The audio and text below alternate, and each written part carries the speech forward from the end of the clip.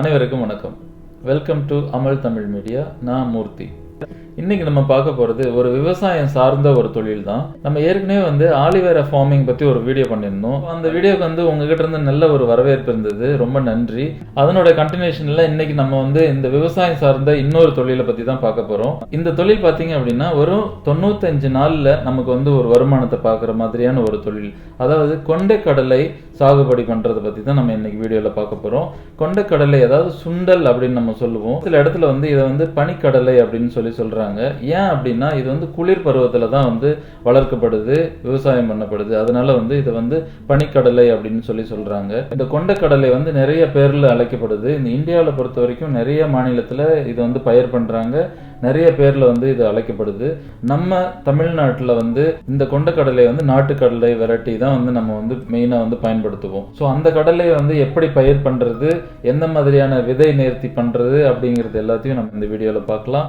Video skip பண்ணாமல் பாருங்கள். முதல் முறையாக நம்மளோட சேனலுக்கு வந்திருக்கீங்க அப்படின்னா நம்மளோட அமல் தமிழ் மீடியா சேனலை சப்ஸ்கிரைப் பண்ணிக்கோங்க, பெல் பட்டனையும் ப்ரெஸ் பண்ணிக்கோங்க. நம்ம இப்போ வீடியோக்குள்ளே போகலாம். இந்த கொண்டைக்கடலை சாகுபடி அப்படிங்கிறது ஒரு குறுகிய கால பயிர் தான். வெறும் 95 நாளில் நம்ம இதோட மகசூல் பார்த்துடலாம். ஸோ இதை எப்போ பயிரிடலாம் அப்படின்னு நம்ம பார்த்தோம் அப்படின்னா குளிர்காலம், அதாவது ஐப்பசி கார்த்திகை மாதத்தில் தான் இதை பயிரிடுவாங்க. அதாவது ஆங்கில மாதத்தில் நம்ம சொன்னோம்னா அக்டோபர், நவம்பர், டிசம்பரில் தான் இதை பயிர் பண்ணுறாங்க. ஸோ இந்த மாதத்தில் நம்ம பயிர் பண்ணும் பொழுது இதுக்கு நிறைய தண்ணீர் தேவையில்லை. அந்த பனியிலே இது வளர்ந்துடும். நம்ம ரொம்ப அதிகமான தண்ணீர் இதுக்கு விட தேவையில்லை. ஸோ நடவு பண்ணும் பொழுது மட்டும் நம்ம பருவமழை தவறி போச்சுன்னா தண்ணீர் விட்டுட்டு நம்ம நடவு பண்ணலாம். இந்த கொண்டைக்கடலை சாகுபடியில் பொதுவாக நம்ம பார்த்தோம்னா நிறைய வெரைட்டிஸ் இருக்குது. அதாவது கோ 1, கோ 2, கோ 3 அண்ட் கோ 4 அப்படிங்கிற வெரைட்டிஸ்லாம் இருக்குது. இந்த எல்லா வெரைட்டியுமே பார்த்தீங்க அப்படின்னா ஒவ்வொரு இடத்துல இருந்து வரவழைக்கப்பட்டது தான். இந்த வெரைட்டியில் கோ 1 அப்படிங்கிறது பார்த்தீங்க அப்படின்னா கோயம்புத்தூர்ல இருந்து கொண்டு வந்தது தான். இது இந்த வெரைட்டி பார்த்தீங்க அப்படின்னா 100 நாள், அதாவது இதோட பயிரோட ஆயுள் காலம் 100 நாள் இருக்கும். இந்த பயிர் வகை ஒரு ஹெக்டேருக்கு 700 கிலோ நமக்கு மகசூல் கொடுக்கும். அடுத்தது கோ 2 அப்படின்னு நம்ம பார்த்தோம் அப்படின்னா இந்த கோ 2 வெரைட்டி பார்த்தீங்க அப்படின்னா 90 நாள் இதோட ஆயுள் காலம் இருக்கும். இது பார்த்தீங்க அப்படின்னா ஒரு 980 கிலோ மகசூல் நமக்கு கொடுக்கும். அது மட்டும் இல்லாமல் இது இந்த நோய்கள், அதாவது பூங்கொத்து நோய் அப்படின்னு நம்ம சொல்லுவோம், அந்த நோய்களை தாங்கி வளரக்கூடிய ஒரு வெரைட்டி. இந்த கோ 2 வெரைட்டி தனி பயிராக நம்ம பண்ணுறோம் அப்படின்னா 45 கிலோ ஒரு ஹெக்டருக்கு தேவைப்படும் விதைக்கிறதுக்கு. அடுத்தது பார்த்தீங்க அப்படின்னா கோ 3. இந்த கோ 3 பார்த்தீங்க அப்படின்னா 85 நாளில் இதோட மகசூல் நம்ம எடுத்துடலாம். ஒரு ஹெக்டருக்கு 1000 கிலோ வரைக்கும் நமக்கு கிடைக்கும். அது மட்டும் இல்லாமல் இது இந்த வேரழுகல் நோய் அப்படிங்கிறதெல்லாம் தாங்கி வாழக்கூடியது.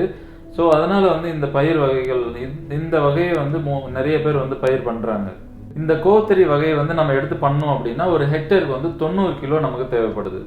அடுத்தது நம்ம பார்க்கறது கோ 4. அந்த கோ 4 வெரைட்டி அப்படின்னு நம்ம பார்த்தோம்னா 80லேருந்து 85 நாளில் மகசூலுக்கு கிடைச்சிரும். அது மட்டும் இல்லாமல் 1000 கிலோவை தாண்டி நமக்கு இதோட மகசூல் கிடைக்கும். இந்த கொண்டைக்கடலை வெரைட்டி பார்த்தீங்க அப்படின்னா கொஞ்சம் பெரிய வெரைட்டியாக இருக்கும். அது ஒரு 100 விதையை நம்ம எடுத்துக்கிட்டோம்னா கூட 30லேருந்து 32 கிராம் வரைக்கும் இதோட வெயிட் இருக்கும். இந்த கோ 4 வெரைட்டி நம்ம எடுத்து பயிர் பண்ணோம் அப்படின்னா நமக்கு ஒரு ஹெக்டருக்கு 75 கிலோ நமக்கு தேவைப்படும். இந்த கோ 4 வெரைட்டி வேரழுகல் நோயை தாங்கும் தன்மை உடையதா இருக்குது. ஸோ அதனால இதையும் நிறைய பேர் பயிரிடுறாங்க, நல்ல மகசூல் பார்க்குறாங்க. அடுத்தது நம்ம பார்க்கறது நம்மளோட நிலத்தை எப்படி பக்குவப்படுத்தி வச்சுக்கிறது, இந்த பயிரிடுறதுக்கு முன்னாடி நம்ம எப்படி பக்குவப்படுத்தி வச்சுக்கணும் அப்படின்னு நம்ம பார்த்தோம் அப்படின்னா இந்த பயிர் பொறுத்த வரைக்கும் கரிசல் மண் இல்லைன்னா இருமண் கலந்த மண்ணில் தான் இது நல்லா வளரும். இந்த கொண்டைக்கடலை சாகுபடி செய்யறதுக்கு முன்னாடி நம்ம நம்மளோட மண்ணை தயார்படுத்திக்கணும். அதாவது அக்டோபர் 2ஆம் வாரத்தில் நம்ம இதை நடவு தொடங்கிடலாம். இல்லை சில பேர் அக்டோபர் முதல் வாரத்திலே நடவு தொடங்கிடுறாங்க. அதுக்கு முன்னாடி என்ன பண்ணணும் அப்படின்னா ஒரு சட்டி கலப்பையை விட்டு நல்லா உழுதுக்கோங்க.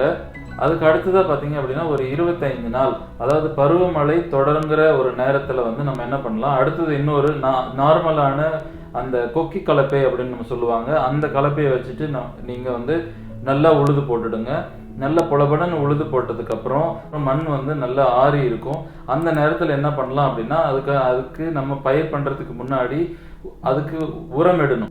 இந்த 2 உழவு முடிந்ததுக்கு அப்புறம் ஆட்டு எருவும் தொழு உரமும் கலந்து நல்லா பரப்பி விட்டுடுங்க. ஒரு ஏக்கருக்கு 30ல இருந்து 40 கிலோ வந்து நம்மளோட நாட்டு விதையை வந்து எடுத்துக்கிட்டோம் அப்படின்னா அதை வந்து நம்ம விதைக்க போறோம். இந்த விதைக்கு வந்து பாத்தீங்க அப்படின்னா 2 விதமான விதைப்பு இருக்கு. ஒண்ணு வந்து பாத்தீங்க அப்படின்னா நம்மளோட டிராக்டர்லயே வந்து விதை விதைக்கும் கருவி வந்து இருக்கு. ஸோ அதை பயன்படுத்தி நம்ம விதைக்கலாம். அப்படி இல்லை அப்படின்னா நம்ம கைகளால அந்த விதைகளை வந்து விதைச்சிடலாம். நம்ம கைகளால விதைக்கும் பொழுது மேக்சிமம் வந்து ஒரு 40 கிலோவை தாண்டி போயிடும் ஒரு ஏக்கருக்கு. இந்த விதை அளவு மற்றும் இடைவெளி எப்படி இருக்கணும் அப்படின்னு நம்ம பார்த்தோம் அப்படின்னா, அதாவது நேர் வரிசையில 30 சென்டிமீட்டரும் இந்த பக்கவாட்டுல வந்து பாத்தீங்க அப்படின்னா 10 சென்டிமீட்டரும் இருக்கிற மாதிரியான இடைவெளியில வந்து இருந்தது அப்படின்னா நல்ல செடி வளர்ந்து விதைகளை உண்டு பண்றதுக்கு ஏதுவா இருக்கும். அடுத்ததா பாத்தீங்க அப்படின்னா களை எடுத்தல் மற்றும் மண் அணைத்தல். அதாவது களை எடுக்கிறது வந்து ரொம்ப முக்கியம். நம்ம விதை விதைச்சிட்டு 18ல இருந்து 20ஆம் நாளுக்குள்ளார நம்ம வந்து முதல் களையை வந்து நம்ம எடுக்க வேண்டியிருக்கும். களை எடுத்துடணும். அந்த களை எடுக்கும் பொழுதே பாத்தீங்க அப்படின்னா நம்ம ஒருவேளை வந்து ரொம்ப நெருக்கமா நம்ம பயிர் வந்து விதைகளை வந்து தூவி இருந்தோம் அப்படின்னா அதுக்கு நம்மளோட அந்த டிஸ்டன்ஸை வந்து மெயின்டைன் பண்ணுறதுக்காக நம்ம என்ன பண்ணுறோம், அந்த செடிகளையும் வந்து ரொம்ப நெருக்கமாக இருக்கிற செடிகளையும் வந்து அதுலேருந்து அகற்றிடுறோம். அப்படி இல்லை அப்படின்னா ரொம்ப நெருக்கமாக இருந்தது அப்படின்னா அந்த செடிகள் வந்து வளராது. அப்படியே வளர்ந்தாலும் நமக்கு வந்து நமக்கு தேவையான மகசூலை வந்து கொடுக்காது. அதாவது இந்த கொண்டைக்கடலை சாகுபடிக்கு பார்த்தீங்க அப்படின்னா ஒரு களை எடுப்பு வந்துட்டு போதுமானது. தேவைப்பட்டது அப்படின்னா நிறைய களை வருது அப்படின்னா இந்த பயிரோட 40வது நாள்லேயும் வந்து நம்ம வந்து ஒரு களை எடுத்துக்கலாம். இந்த டைம்ல பாத்தீங்க அப்படின்னா நமக்கு வந்து பருவமழை எல்லாம் பெஞ்சு ஓரளவுக்கு இந்த பனி எல்லாம் பொழிவுலாம் அதிகமாக இருந்து ஒரு ஈரப்பதமான நிலைமையில இருக்கும். அந்த மாதிரி நேரத்தில் பாத்தீங்க அப்படின்னா இந்த செடிக்கு வந்து வேர்ப்புழு வந்து அதிகமாக வர ஆரம்பிக்கும். ஸோ இந்த வேர்ப்புழுவை வந்து கட்டுப்படுத்துறதுக்கு நம்ம என்ன பண்ணலாம் அப்படின்னா வேப்பம் புண்ணாக்கு வந்து நல்லா தூளா பண்ணிட்டு அதை வந்து தூவி விடுங்க. தூவி விடும் பொழுது இந்த வேர்ப்புழு தாக்குதல்ல இருந்து கட்டுப்படுறதுக்கான வாய்ப்பு இருக்கு.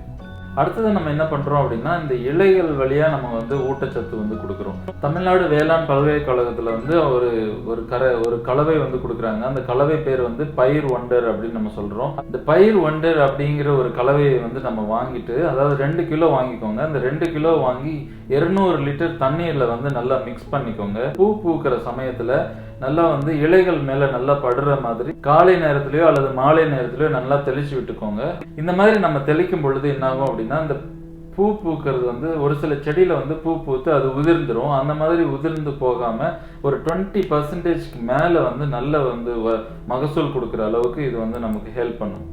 இதுக்கு அடுத்ததா பாத்தீங்க அப்படின்னா இந்த பூக்கள்லாம் வந்து இந்த கொண்டைக்கடலை செடியில இருக்கிற பூக்கள்லாம் வந்து பிஞ்சா மாறும். ஸோ இந்த பிஞ்சா மாறும் பொழுது என்ன ஆகும் அப்படின்னா சில பூச்சிகள், இந்த வெள்ளை பூச்சிகள்லாம் வரும். அதுக்கு அடுத்தது வந்து பச்சை புழுக்கள்லாம் வர ஆரம்பிக்கும். ஸோ இது எல்லாத்தையும் நம்ம கட்டுப்படுத்தணும் அப்படின்னா அதுக்கு என்ன பண்ணலாம்னா வேப்பங்கொட்டை கரைசல் அப்படிங்கிற ஒரு கரைசலை வந்து நம்ம கொடுக்கலாம். இந்த வேப்பங்கொட்டை கரைசல் வந்து நம்ம எப்படி பண்றது அப்படின்னு நம்ம பார்த்தோம் அப்படின்னா ஒரு 5 கிலோ வேப்பங்கொட்டையே வந்து எடுத்துக்கோங்க. நல்ல காஞ்ச கொட்டையை எடுத்துக்கோங்க. அதை நல்லா பொடியாக்கி வச்சுட்டு ஒரு 100 லிட்டர் தண்ணியில வந்து நல்லா மிக்ஸ் பண்ணிக்கோங்க. நீங்க மிக்ஸ் பண்ணி வச்சுட்டு ஒரு 3 நாள் அப்படியே விட்டுடுங்க. 3 நாள் அப்படியே விட்டுட்டு அதுக்கு அடுத்ததா பாத்தீங்க அப்படின்னா ஃபில்டர் பண்ணிக்கோங்க. அதுக்கு அடுத்து 3 நாள் கழிச்சு ஃபில்டர் பண்ணிட்டு காலை நேரத்துல வந்து கை தெளிப்பான் வச்சுட்டு நீங்க வந்து நல்லா இந்த இலைகள்ல படுற மாதிரி நல்லா தெளிச்சு விட்டுடுங்க. அதுக்கப்புறம் பாத்தீங்க அப்படின்னா இந்த பூச்சிகள் வந்து இருக்காது.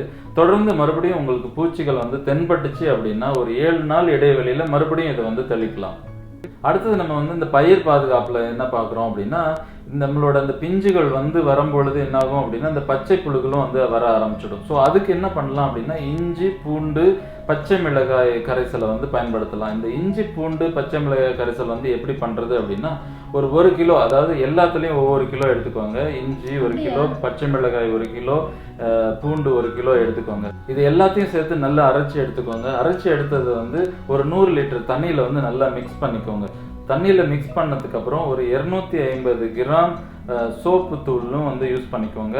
அதையும் யூஸ் பண்ணிட்டு அதுக்கடுத்தது வந்து நல்லா இந்த காய்கள்லாம் படுற மாதிரி, அந்த பிஞ்சு காய்களில் படுற மாதிரி நல்லா தெளிச்சு விட்டுடுங்க. அதுக்கப்புறம் அந்த பச்சை புழு வந்து தென்படாது. இந்த 80-85 நாளோட உழைப்பு வந்து நமக்கு இப்போதான் கிடைக்க போகுது. இப்போ நம்ம வந்து அறுவடைக்கு வந்துட்டோம். இந்த அறுவடை பண்றது சமயத்துல பாத்தீங்க அப்படின்னா நம்மளோட செடிகள் வந்து ஒரு எல்லோ ஒரு நிறத்துக்கு, அதாவது மஞ்சள் நிறத்துக்கு காணப்படும். செடிகள் மட்டும் இல்லை, அதோட விதைகளும் வந்து மஞ்சள் நிறமா சேஞ்ச் ஆகியிருக்கும். இந்த நேரத்தில் நம்ம வந்து அறுவடை செய்ய ஆரம்பிச்சிடலாம். இந்த அறுவடை நம்ம செஞ்சுட்டு அதை வந்து விதை தனியாகவும் செடி தனியாகவும் நம்ம பிரிக்கணும். அதுக்கு வந்து மெஷின்ஸ் இருக்கு. அந்த மெஷினை பயன்படுத்தி நம்ம வந்து பிரித்து வச்சுக்கலாம். நல்லா வெயிலில் வந்து நல்லா ட்ரை ஆக்கிக்கோங்க. அந்த ட்ரை ஆனதுக்கு அப்புறமா பார்த்தீங்க அப்படின்னா சந்தை மதிப்பு பாருங்கள் எந்த அளவுக்கு அதோட ப்ரைஸ் இருக்குது அப்படின்னு சொல்லிட்டு. ஒரு நல்ல ப்ரைஸ் இருக்குது அப்படின்னா அந்த டைமில் நம்ம வந்து சேல் பண்ணலாம். இல்லை ப்ரைஸ் வந்து கொஞ்சம் கம்மியாக இருக்குது, அடுத்தடுத்த மாதங்களில் வந்து அதிகமாகும் அப்படின்னு பார்த்தோம் அப்படின்னா நீங்கள் வந்து அதை ஸ்டோர் பண்ணி வச்சுக்கலாம். ஸோ ஸ்டோர் பண்ணி வைக்கும் பொழுது வந்து பார்த்தீங்க அப்படின்னா அந்த சணல் பை இருக்குது பார்த்தீங்களா, அதில் வந்து ஸ்டோர் பண்ணி வைக்கலாம். சணல் பையில் வந்து ஸ்டோர் பண்ணி வச்சிங்க அப்படின்னா அது வந்து 10லேருந்து 15 மாதங்கள் வந்து கெடாமல் வந்து அப்படியே இருக்கும். இத்தனை வேலைகளையும் நம்ம முடிச்சுட்டு நம்மளுடைய கொண்டைக்கல்லையை வந்து நம்ம மகசூல் பண்ணி வீட்டுக்கு கொண்டு வந்தாச்சு. ஸோ மகசூல் பண்ணி வீட்டுக்கு கொண்டு வந்து பத்திரப்படுத்தி வச்சிருக்கிறத வந்து நம்ம இப்போ சேல் பண்ண போகிறோம். சேல் பண்ணனா வந்து சந்தை மதிப்பில் இப்போ ப்ரெசென்ட்டாக வந்து பார்த்தீங்க அப்படின்னா ஹோல்சேல் ரேட் வந்து 85 ரூபாயிலேருந்து 100 ரூபாய் 120 ரூபா வரைக்கும் போயிட்டுருக்கு. ஸோ நம்ம ஹோல்சேல் விலையை தான் நம்ம வந்து இங்கே கன்சிடர் பண்ணுறோம். அந்த மாதிரி ஹோல்சேல் விலையை நம்ம கன்சிடர் பண்ணும் பொழுது ஒரு ஏக்கருக்கு 600லேருந்து 750 கிலோ வந்து நமக்கு கிடைக்கும்னு நான் சொல்லியிருந்தேன். ஸோ அப்போ 2 ஏக்கருக்கு நம்ம பார்த்தோம் அப்படின்னா ஒரு 1200 கிலோ நமக்கு இருக்கும். 85 ரூபாய் அப்படின்னு நம்ம வச்சுக்கிட்டோம்னா கூட 1 லட்ச ரூபாய்க்கு மேலே வந்து நம்ம இதோட வருமானத்தை வந்து நம்ம பார்க்கலாம். இந்த வருமானம் வந்து பார்த்தீங்க அப்படின்னா முற்றிலும் வந்து 95 நாளுக்குள்ளார நமக்கு கிடைக்கிற ஒரு பெரிய வருமானம். அது விவசாயத்துலேருந்து நமக்கு 95 நாளுக்குள்ளார ஒரு பெரிய வருமானம் கிடைக்குது அப்படின்னா இது வந்து ஒரு குளிர்கால பயிர்லேருந்து நமக்கு கிடைக்கிற ஒரு நல்ல வருமானம். ஸோ இந்த வருமானத்திலிருந்து எவ்வளோ செலவாகும் அப்படின்னு பார்த்தோம் அப்படின்னா எல்லா செலவும் வந்து பார்த்தீங்க அப்படின்னா ஒரு 25லேருந்து 30% வந்து கண்டிப்பாக வந்து நம்மளோட வருமானத்திலேருந்து செலவாக இருக்கும். ஸோ அதை மைனஸ் பண்ணிட்டு நம்ம பார்த்தோம் அப்படின்னா அதுதான் நம்மளுடைய நிகர லாபமாக இருக்கும். இந்த கொண்டைக்கல்லை சாகுபடி எப்படி பண்ணுறது அப்படிங்கிறது எனக்கு தெரிஞ்ச ஒரு சில விஷயங்களை நான் வந்து உங்ககிட்ட பகிர்ந்திருக்கேன். உங்களுக்கு தெரிஞ்ச தகவல்களையும் நீங்கள் வந்து கமெண்ட் பாக்ஸில் கமெண்ட் பண்ணுங்கள், நானும் தெரிஞ்சுப்பேன். நம்மளுடைய சப்ஸ்கிரைபர்ஸ் மற்றும் வியூவர்ஸ் எல்லாரும் வந்து அதை தெரிஞ்சுப்பாங்க. ஸோ இந்த வீடியோ வந்து யூஸ்ஃபுல்லாக இருக்குது அப்படின்னா உங்களுக்கு தெரிஞ்ச எல்லாத்துக்கும் அனுப்புங்க. மறக்காமல் அமல் தமிழ் மீடியா வந்து சப்ஸ்கிரைப் பண்ணிக்கோங்க. நன்றி, வணக்கம்.